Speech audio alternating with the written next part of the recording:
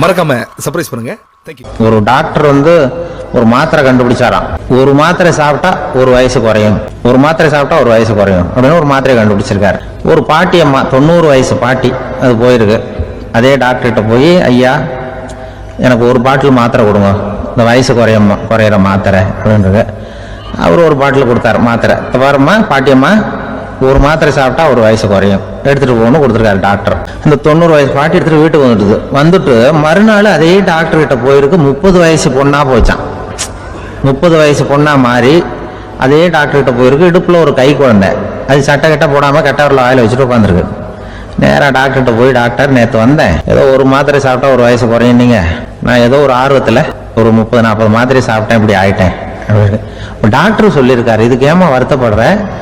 எல்லாரும் வந்து வயசு குறையணும்னு தான் நினைக்கிறாங்க. உனக்கு வயசு குறைஞ்சிட்டுது, நீ சந்தோஷப்படு, இதுக்கே மறுபடியும் என்னட்ட வந்திருக்கிற அப்படின்னாரான் டாக்டர்.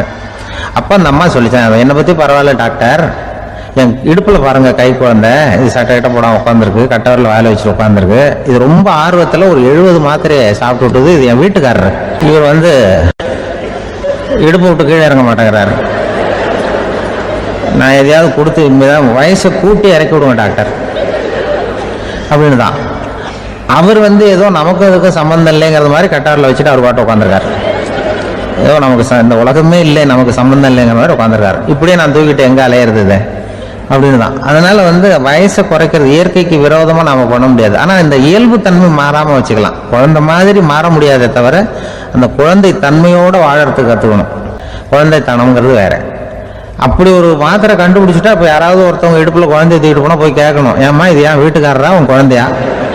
இயற்கையை வந்து நம்ம மாற்ற முடியாது. அதுக்கு தகுந்தாப்புல தான் நாம் வந்து பண்ணணும். குழந்தை தன்மையோட வாழறதுக்கு குடும்பத்தில் குழந்தை தன்மைங்கிறது எப்படின்னா, இப்போ ஒரு சில பேருக்கு அந்த குழந்தை தன்மை உண்டு. ஒரு வீட்டில் ஒரு புள்ள படுத்திருக்கு, அம்மா வந்து எழுப்புறாங்க, காலேஜுக்கு நேரமாச்சு எழுந்திருப்பா, காலேஜுக்கு நேரமாச்சு எழுந்திருப்பா அப்படின்ற. அந்த அம்மா அந்த புள்ள சொல்லியிருக்கு, ஐயோ எனக்கு காலேஜுக்கு போகிறதுக்கே பிடிக்கலம்மா, என்னை வந்து தொந்தரவு பண்ணாத, காலேஜுக்கு போகிறதுக்கு எனக்கு பிடிக்கல அப்படின்னு தான். அப்போ அந்த அம்மா சொல்லியிருக்கு, ஏன் உனக்கு காலேஜுக்கு போகிறதுக்கு பிடிக்கல, கல்லூரிக்கு போகிறதுக்கு, அதுக்கு 2 காரணம் சொல்லு அப்படின்னு. அப்போ அந்த புள்ள சொல்லிச்சான், ஏன் பிடிக்கலன்னா, கல்லூரியில் இருக்கிற வாத்தியாருக்கும் என்ன பிடிக்க மாட்டேங்குது, ஆசிரியர்களுக்கும். 2வது காரணம், கல்லூரியில் படிக்கிற மாணவர்களுக்கும் என்ன பிடிக்கல, அதனால நான் காலேஜுக்கு போக மாட்டேன்ற புள்ள சொல்லியிருக்கு. அம்மா வந்து அப்படிலாம் நீ இதுக்காக போகாமல் இருக்கக்கூடாது, நீ போய் தான் ஆகணும் அப்படின்னு புரியாதமா அந்த அம்மா பிள்ளைய எழுப்பினாங்களாம். சரி, நான் எதுக்கு காலேஜ் போகணும்னு சொல்றேன், அதுக்கு நீ 2 காரணம் சொல்லு. முதல் காரணம், உனக்கு வயசு 52. 2வது காரணம், நீ தான் பிரின்சிபால் அப்படின்தான்.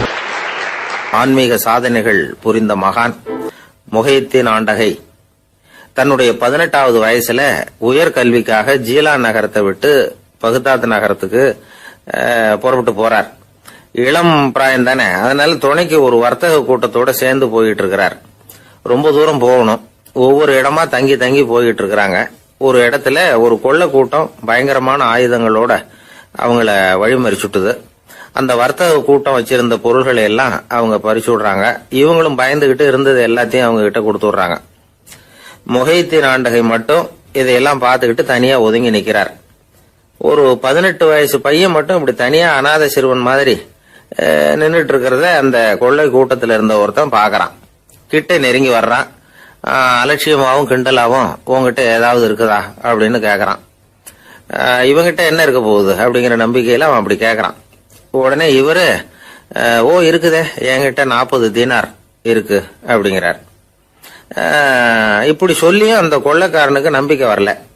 என்னிடம் விளையாடாத, பொய் சொல்லாத, உண்மையை சொல்லு அப்படிங்கிறான் அவன். உண்மையை தான் சொல்றேன், என்கிட்ட 40 தீனார் இருக்கு அப்படிங்கிறார் இவர். எங்க வச்சிருக்கிற அப்படின்னு கேக்குறான். சட்டையின் விழாப்புறத்துல உள்ள பகுதியில அதை வச்சு தச்சிருக்கிறாங்க அப்படின்னு உண்மையை சொல்றார். உடனே கொள்ளை கூட்ட தலைவன் அதை கத்தியால கீறிப்பார் அப்படின்னு உத்தரவு போடுறான். அந்த சட்டையை கிழிக்கிறாங்க. உள்ள இருந்து 40 பொற்காசுகளும் பொல பொலன்னு கீழே கொட்டுச்சு. அதை பார்த்த உடனே அந்த கொள்ளை கூட்ட தலைவன் மலைச்சு போய் நின்னுட்டான். காசை பார்த்துட்டு அவன் மலைச்சு போல, பொய் பேசாத அந்த பையனோட நேர்மையை பார்த்துட்டு அவன் அப்படி நின்னான். மெதுவா அந்த பையன் கிட்ட வந்தான். ஏன்பா நீ என்ன பணக்கார குடும்பமா அப்படின்னு கேட்டான். அப்படிலாம் இல்ல, எனக்கு அப்பா இல்ல, அம்மா மட்டும்தான் உண்டு.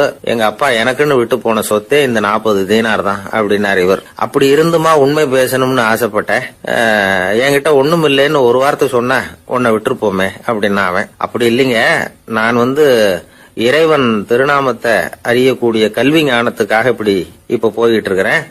இறைவன் திருநாமத்தை உச்சரிக்க வேண்டிய நாவால பொய் பேசக்கூடாதுன்னு எங்க அம்மா சொல்லி இருக்கிறாங்க.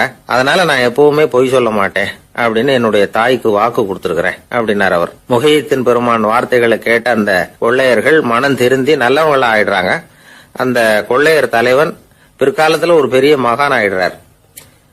பெரியவர்கள் வாழ்க்கையில நடக்கிற இது மாதிரி சம்பவங்கள் தான் நாம நல்ல விதமா வாழறதுக்கு துணையா இருக்கும். அந்த காலத்துல கொள்ளையர்களே பெரியவங்க செயலை பார்த்து மனம் திருந்தி இருக்கிறாங்க. இந்த காலத்துல யார் இப்படி இருக்கிறா? இந்த காலத்துல மகான் ஒருத்தரை பார்த்தேன், எனக்கு வேண்டியப்பட்ட மகான். ஏங்க நீங்களும் மகான் ஆகிறதுக்கு முன்னாடி கொள்ளை அடிச்சுட்டு இருந்தீங்களா அப்படின்னு கேட்டேன். அவர் மெதுவா கண்ணை திறந்து என்ன நிமிர்ந்து பார்த்தார். அப்படி இல்லப்பா, நான் கொள்ளை அடிக்கிறதுக்காகத்தான் மகானாவே ஆகி இருக்கிறேன் அப்படின்னு சொல்லிவிட்டு மறுபடியும் கண்ணை மூடிட்டார்.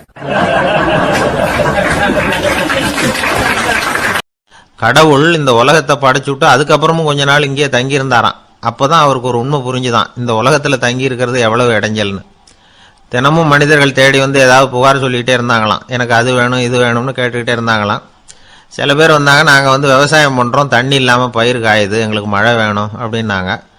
அவங்க போனதும் அதுக்கப்புறம் சில பேர் வந்தாங்க, நாங்கள் மண்பானை செய்கிறவங்க நிறைய பானை செஞ்சு வச்சுருக்குறோம், மழை பெஞ்சா எல்லாம் கரைஞ்சி வீணாக போயிடும், அதனால் இன்றைக்கி மழை பெய்யக்கூடாதுன்னாங்க.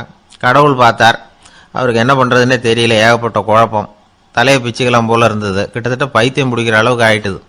எல்லாருடைய ஆசைகளையும் அவரால் நிறைவேற்ற முடியல, ஏன்னா ஒன்றுக்கு ஒன்று முரண்பாடாக இருந்தது. ஒரு நாள் தன்னுடைய அமைச்சரவையை கூட்டி ஆலோசனை கேட்டார், என்ன செய்யலாம்னு சொல்லுங்கன்னார். இது என்ன பிரமாதம், பேசாமல் இமயமலை அடிவாரத்தில் போய் உட்காந்துங்க, யாரும் தொந்தரவு பண்ண மாட்டாங்கன்னாங்க. அங்கேயும் மனிதர்கள் வர ஆரம்பிச்சுருவாங்களேன்னார் கடவுள். சரி அப்படின்னா சந்திரனில் போயிருந்துக்கலாமேன்னாங்க. அங்கேயும் மனுஷன் குடி வர போகிறான் அப்படின்னார் கடவுள். வெகு தூரத்துக்கு அப்பால் உள்ள நட்சத்திர மண்டலத்துக்கு போயிடலான்னாங்க. இதெல்லாம் நிரந்தர தீர்வாகாது, நிரந்தரமாக இந்த மனிதனுடைய தொல்லையிலிருந்து நான் விடுபடணும், அதுக்கு ஏதாவது வழி சொல்லுங்கன்னார் கடவுள். ஒரு வயசான ஆள் வந்தார், கடவுளுக்கு காதோட காதா ஒரு வழியை சொன்னார். கடவுளுக்கு முகம் மலர்ந்தது, அதுதான் சரி, அப்படியே செஞ்சுடலான்னார். அந்த ஆள் சொன்ன ரகசியம் என்ன தெரியுமா? மனிதனால் அடைய முடியாத ஒரு இடம் இருக்கு, அது வேற எங்கேயும் இல்லை, அவனுக்கு உள்ளே இருக்குது, அங்கே போய் மறைஞ்சுங்க, அதுக்கப்புறம் மனிதர்களால் உங்களுக்கு தொந்தரவு இருக்காதுன்னார்.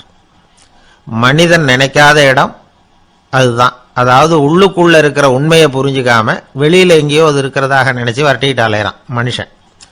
உள்ளே இருக்கிற உண்மை புரிஞ்சா நாம தன்னம்பிக்கையோட தலை நிமிர்ந்து வாழலாம்.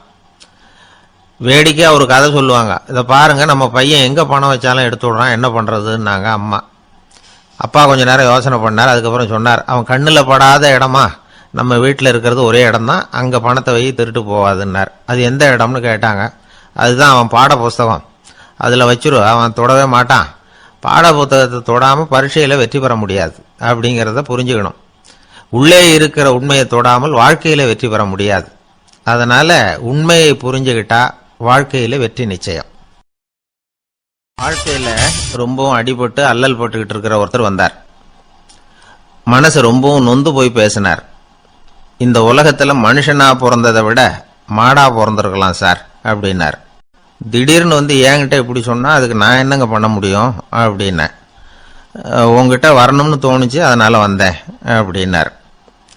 சரிங்க, இப்படி ஒரு யோசனை வந்ததுக்கு என்ன காரணம் அப்படின்னு சொல்லி அவர்கிட்ட கேட்டேன். அதுக்கு அவர் சொன்னார், என் பையனுக்கு வேலை தேடுறேன் கிடைக்கல, பொண்ணுக்கு மாப்பிள்ளை தேடுறேன் கிடைக்கல, வீடு கட்டுறதுக்கு கடன் கேட்குறேன் கிடைக்கல, மாடா பிறந்திருந்தா இது மாதிரி கவலையெல்லாம் கிடையாதுல்ல, பேசாமல் வைக்கோலை தின்னுக்கிட்டு அசை போட்டுக்கிட்டே கடந்து விடலாமே அப்படின்னார் அலட்சியமாக. அதுக்கப்புறம் தான் அவர் சொன்ன கருத்தை நானும் கொஞ்சம் அசை போட ஆரம்பித்தேன் மனசுக்குள்ள. இப்போ இயற்கையை பொறுத்த வரைக்கும் அது நாம் எல்லாரும் மகிழ்ச்சியாக வாழணும் அப்படின்னு தான் விரும்புது. விலங்குகள், பறவைகள், தாவரங்கள், அப்புறம் மற்ற உயிரினங்கள் எல்லாமும் நல்லபடியாக இருக்கணும் அப்படிங்கிறது தான் இயற்கையோட விருப்பம். அதில் ஒன்றும் சந்தேகம் இல்லை. இயற்கையோட அமைப்பை கொஞ்சம் கவனிச்சு பார்த்தா அதை நாம நல்லா புரிஞ்சுக்கலாம். இருந்தாலும் இந்த ஆள் சொன்னதை கேட்ட பிறகுதான் ஒரு முக்கியமான வேறுபாடு புரிஞ்சுது.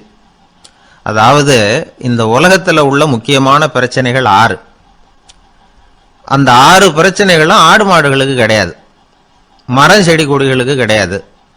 ஆனா மனுஷன் அந்த 6 பிரச்சனைகளையும் சந்திக்க வேண்டியிருக்கு. சரி, அந்த 6 பிரச்சனைகள் என்னென்ன தெரியுமா? முதல்ல இந்த ஆடு மாடுலாம் நமக்குன்னு சொந்தமா ஒரு வீடு இல்லையே அப்படின்னு கவலைப்பட்டுக்கிட்டு இருக்கிறது இல்லை. ஆனா மனிதனுக்கு வீடு தேவைப்படுது. இது ஒரு வித்தியாசம். இப்ப 2வது பிரச்சனை என்னன்னா ஆடை பிரச்சனை. ஒரு கோழியோ சேவலோ நாம போட்டுக்கிறதுக்கு ஒரு சட்டை இல்லையே அப்படின்னு கவலைப்படுறது இல்லை. ஆனா மனுஷனுக்கு அந்த கவலை உண்டு. சரி, இப்போ 3வது என்னன்னு பார்த்தா கல்வி பிரச்சனை. ஒரு பசுமாடு கவலையோட நின்றுகிட்டு இருக்கு அப்படின்னு வச்சுக்குவோம். நீங்க அதுகிட்ட போய் ஏன் பசுமாடை கவலையோட நின்றுகிட்டு இருக்கிற அப்படின்னு கேட்குறீங்க. என் கண்ணுக்குட்டிக்கு எல்கேஜியில் இடம் கிடைக்கல, டொனேஷன் கொடுக்கறதுக்கு கையில் பணமும் கிடையாது, சிபாரிசுக்கு யாரை பிடிக்கிறதுன்னு தெரியல, இப்படியா சொல்லிக்கிட்டு இருக்கோம். அதுக்கு அந்த கவலையெல்லாம் கிடையாது. ஆனால் மனிதனுக்கு அந்த கவலை உண்டு. 4வது என்னன்னு பார்த்தீங்கன்னா வேலை வாய்ப்பு பிரச்சனை. வேலை கிடைக்கலையே அப்படின்னு வேப்ப மரம் கவலைப்படுறதில்ல, ஆனால் மனுஷன் கவலைப்படுறான். 5வது என்னன்னு பார்த்தா கல்யாண பிரச்சனை. எரும மாடு பசுமாடு எல்லாம் பொண்ணுக்கு மாப்பிள்ளை தேடிக்கிட்டாலே இது பேப்பரில் மணமகன் தேவை அப்படின்னு விளம்பரமாக கொடுக்குது, அதெல்லாம் கிடையாது. 6வது என்னன்னு பார்த்தீங்கன்னா பணம் சம்பந்தமான பிரச்சனை. ஆடு மாடுலாம் பணத்தை சேமிக்கணும்னோ ஏதாவது நிதி நிறுவனத்தில் முதலீடு பண்ணணும்னோ நினச்சிக்கிட்டு இருக்கிறதில்ல. பணத்தை எப்படி காப்பாற்றுறது அப்படிங்கிற கவலையும் அதுகளுக்கு கிடையாது. குதிரை குளம்போட பிறக்குது, அதனால அது காடு மேடெல்லாம் கவலை இல்லாமல் தெரியலாம். ஆடு உடம்புல ரோமத்தோட பிறக்குது, அதனால அது குளிரை பற்றி கவலைப்பட வேண்டிய அவசியம் இல்லை. ஆனால் மனுஷனை பார்த்தீங்கன்னா அவன் தான் ஒன்றுமில்லாமல் பிறக்கிறான். ஏன் இந்த பாகுபாடு அப்படின்னு கேட்டால் இதை பற்றி கொஞ்சம் சிந்திச்சு பார்க்கணும். அதாவது இந்த சந்தேகத்தை ஒரு பெரியவர்கிட்டையும் கேட்டேன், அவர் சொன்னார் இதுக்கு பதில். அவர் இதே கேள்வியை இயற்கை கிட்ட கேட்டாராம். இயற்கை பதில் சொல்லிச்சான், வேற யாருக்கும் கொடுக்காத ஒரு வலுவான கருவியை, ஒரு பவர்ஃபுல் வெப்பன் மனுஷனுக்கு கொடுத்துருக்கிறேன்னு, அந்த கருவியை உபயோகப்படுத்தி அந்த 6 பிரச்சனையை மட்டும் இல்லை 6 கோடி பிரச்சனைகள் இருந்தாலும் அதையெல்லாம் சமாளிக்கலாம். அது கருவி என்ன தெரியுமா? அதுதான் 6வது அறிவு. அதை உபயோகப்படுத்தினா காலுக்கு செருப்பு தயார் பண்ணிக்கலாம், குளிருக்கு போர்வை தயார் பண்ணிக்கலாம், என்ன வேணும்னாலும் செய்யலாம் அப்படின்னு இயற்கை பதில் சொல்லிச்சான். அதனால நாம செய்ய வேண்டியது என்னன்னா இயற்கையை முதல்ல சரியா புரிஞ்சுக்கணும். இயற்கையின் படைப்பையே நாம சரியா புரிஞ்சுக்கிறது இல்லையே, அதுதான் வேதனை. இந்த கதையை கேளுங்க. இப்ப நகரத்திலிருந்து ஒரு ஆளு கிராமத்துக்கு வந்தான். அங்க ஒரு சிறுவன் மாடு மேய்ச்சிக்கிட்டு இருந்தான். நகரத்து ஆள் சொன்ன, எவ்வளவு அழகான பசு, அது சரி இதுக்கெல்லாம் ஏன் கொம்பு இல்லைன்னா. இதுக்கு அந்த பையன் பதில் சொன்னான், பசுமாட்டுக்கு கொம்பு இல்லாததுக்கு பல காரணங்கள் உண்டு. கண்ணுக்குட்டியா இருந்தா கொம்பு இருக்காது, பசு வளர்ந்து பெருசானதுக்கு அப்புறம் தான் கொம்பு முளைக்கும், இது ஒரு காரணம். சில சமயம் வளர்ற கொம்பு எடுத்து விடுறது உண்டு, அது ஒரு காரணம். ஆனா இதுக்கு ஏன் கொம்பு இல்லைன்னு கேட்குறீங்க. அதுக்கு என்ன காரணம்னா இது பசு இல்ல குதிரை அப்படின்னானா. கத்தியை தீட்டாதே புத்தியை தீட்டு அப்படின்னு ஒரு பெரியவர் புத்தி சொன்னார். அதை கேட்ட ஒரு இளைஞன், அது எப்படி பெரியவரை புத்தியை தீட்டுறது? கத்தியை தீட்டுன்னு சொன்னா ஒரு கருங்கல்ல கத்தியை தேய்க்கலாம், புத்தியை தீட்டுன்னு சொன்னா எப்படி தலையை கொண்டுட்டு போய் தரையில தேய்ச்சிக்கிட்டு இருக்க முடியுமா அப்படின்னா. அந்த பெரியவர் உடனே புரிஞ்சுக்கிட்டார், இந்த இளைஞனுக்கு புத்தி கூர்மை கம்மி அப்படிங்கிறத புரிஞ்சுக்கிட்டார். அது சரி, அறிவுக்கும் புத்திசாலித்தனத்துக்கும் என்ன வித்தியாசம்? இது ஒரு முக்கியமான கேள்வி. அறிவுன்னா என்ன, புத்திசாலித்தனம்னா என்ன? இதே கேள்வியை சாக்ரட்டிஸ் கிட்ட அவருடைய சீடன் ஒருத்தன் கேட்டானான். ஐயா, அறிவுக்கும் புத்திசாலித்தனத்துக்கும் என்னங்க வித்தியாசம் அப்படின்னு கேட்டிருக்கான். சாக்ரட்டிஸ் நிமிர்ந்து பார்த்துருக்கிறார் அந்த சீடனை. அதுக்கப்புறம் சொன்னாராம், நான் சொல்றேன் உன்னுடைய கேள்விக்கு பதில், ஆனா அதுக்கு முன்னாடி நீ ஒரு காரியம் பண்ணணும்னாரான். என்னங்க செய்யணும் சொல்லுங்கன்னு இருக்கான். அதோ பாரு ஒரு பெரியவர் உட்காந்துருக்கிறாரு, அவர்கிட்ட போ, இங்கேருந்து பக்கத்தில் இருக்கிற அந்த கிராமத்துக்கு போய் சேர எவ்வளவு நேரம் ஆகும் அப்படின்னு கேட்டுட்டு வா அப்படி சொன்னார் சாக்ரட்டிஸ். சரின்னு சொல்லிவிட்டு இவன் போனான். அந்த பெரியவர் முன்னாடி போய் நின்னான். ஏங்க பெரியவரை, இங்கேருந்து அதோ தெரியுத அந்த கிராமத்துக்கு போய் சேர்றதுக்கு எவ்வளவு நேரம் ஆகும் அப்படின்னு கேட்டான். பெரியவர் நிமிர்ந்து பார்த்தார், ஆனால் பதில் எதுவும் சொல்லலை. இவன் மறுபடியும் ஒரு தடவை அதே கேள்வி அவர்கிட்ட கேட்டான். என்னங்க, நான் கேட்கறது உங்க காதில் விழுதா? அந்த கிராமத்துக்கு போய் சேர்றதுக்கு எவ்வளோ நேரம் ஆகும் அப்படின்னு சொல்லி மறுபடியும் கேட்டான். அப்பவும் அவர் பதில் சொல்லலை. உடனே அவன் மனசுக்குள்ள முடிவு பண்ணிக்கிட்டான், சரி பெரியவர் ஒரு மாதிரியா தெரிகிறார், புத்தி சுவாதீனம் சரியில்லாத ஒரு மாதிரி தெரியுது அப்படின்னு நினச்சிக்கிட்டே வந்த வழியிலே திரும்பி வந்துட்டான். கொஞ்சம் தூரம் நடந்திருப்பான். இப்போ அந்த பெரியவர் மறுபடியும் கூப்பிட்டார், இளைஞனே இப்படி வாழ்னார். இவனுக்கு ஒன்றும் புரியல. மறுபடியும் திரும்பி நடந்தான். அவர் முன்னாடி போய் நின்னான். பெரியவர் சொன்னார், தம்பி, இங்கேருந்து அந்த கிராமத்துக்கு போய் சேர்றதுக்கு 5 நிமிஷம் ஆகும் அப்படின்னார். இப்போ அந்த இளைஞன் அந்த முதியவரை ஒரு மாதிரியாக பார்க்க ஆரம்பித்தான். அதுக்கப்புறம் கொஞ்சம் யோசித்தான். பிறகு அவர்கிட்டே கேட்டுட்டான், ஏங்க பெரியவரை, இதே பதிலை அப்போவே என்கிட்ட சொல்லியிருக்கலாமே, என்னை திரும்பி போன்னு சொல்லிவிட்டு பாதி தூரம் போனதுக்கப்புறம் மறுபடியும் கூப்பிட்டு அதுக்கப்புறம் இப்படி சொல்கிறீங்களே, இது நியாயமா அப்படின்னா. பெரியவர் சிரிச்சார். அதுக்கப்புறம் சொன்னார், ஏன்பா, நீ எவ்வளவு வேகமாக நடக்கிறேங்கிறத பார்க்காம நீ கிராமத்துக்கு போய் சேர வேண்டிய நேரத்தை எப்படி என்னால் சொல்ல முடியும்? அதனால தான் உன்னை கொஞ்சம் தூரம் நடக்க விட்டு உன்னுடைய நடையின் வேகம், அந்த கிராமம் இருக்கிற தூரம் ரெண்டையும் கணக்கு போட்டு அதுக்கப்புறம் நேரத்தை சொன்னேன்னார். சீடன் வந்து தலை குனிந்தான். அப்படியே திரும்பி வந்து சாக்ரட்டிஸ் முன்னாடி நின்னான். சாக்ரட்டிஸ் இப்போ சொல்றார், தம்பி, அதுக்கு பேர் தான் புத்திசாலித்தனம். இந்த அறிவு கூர்மை வந்து எல்லா இளைஞர்களுக்கும் வரணும் அப்படிங்கிறதுக்காகத்தான் கத்தியை தீட்டாத புத்தியை தீட்டு அப்படின்னு பெரியவங்கள்லாம் சொல்லிட்டு இருக்கிறாங்க. புத்தியை தீட்டுறவங்கெல்லாம் வாழ்க்கையில் அறிவாளியாராங்க, தீட்டாதவங்க கோமாளியாராங்க. இதுதான் இன்னைக்கு நடக்கிறது. அதனால அறிவு கூர்மைங்கிறது வேற. இந்த காலத்து ஆசாமி ஒருத்தர் இன்னொருத்தரை பார்த்து கேட்டார், ஏங்க, ஒரு விமானம் இங்கேருந்து புறப்பட்டு 2 மணி நேரத்தில் மதுரைக்கு போய் சேருது. நல்லா கவனிங்க, ஒரு விமானம் இங்கேருந்து புறப்பட்டு 2 மணி நேரத்தில் மதுரைக்கு போய் சேருது அப்படின்னா என்னோட வயசு என்னன்னு கேட்டார். இவர் கேட்கறதுல ஏதாவது அர்த்தம் இருக்கா? அதாவது இங்கேருந்து புறப்பட்டு 2 மணி நேரம் ஆகுது மதுரைக்கு போகிறதுக்கு, அப்படின்னா என் வயசு என்னன்னு கேட்குறாரே. இதை கேட்ட உடனே அவர் பதில் சொன்னார், அப்படின்னா உங்களோட வயசு 20 அப்படின்னார். எப்படிங்க அவ்வளவு கரெக்டாக சொன்னீங்க அப்படின்னு கேட்டார். வேற ஒன்றும் இல்லை, எங்கள் பக்கத்து வீட்டில் ஒரு முழு பைத்தியம் இருக்கு, அதோட வயசு 40, அப்படின்னா உன் வயசு 20 தான் இருக்கணும் அப்படின்னார். அரை பைத்தியம்னு முடிவு பண்ணிக்கிட்டார். அதனால் வாழ்க்கையில் அறிவு கூர்மைங்கிறது ரொம்ப அவசியம். அந்த புத்திசாலித்தனம் இருக்கிறவங்க வாழ்க்கையில் வெற்றி பெறுவது நிச்சயம்.